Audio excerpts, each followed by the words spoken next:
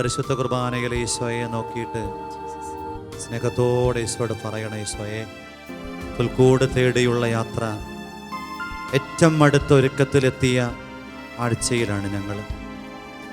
കൊതിയോടെ ഞങ്ങൾ പ്രാർത്ഥിക്കുക. പരിശുദ്ധ പരമ ദിവ്യകാരുണ്യമേ, എന്നേരവും സ്തുതി ആരാധന.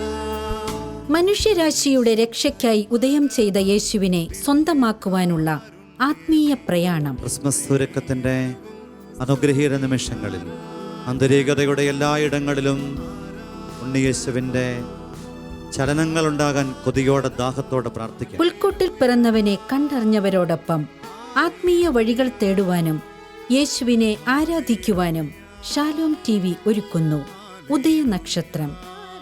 ഡിസംബർ 20 മുതൽ 24 വരെ രാവിലെ 6 മണിക്ക്.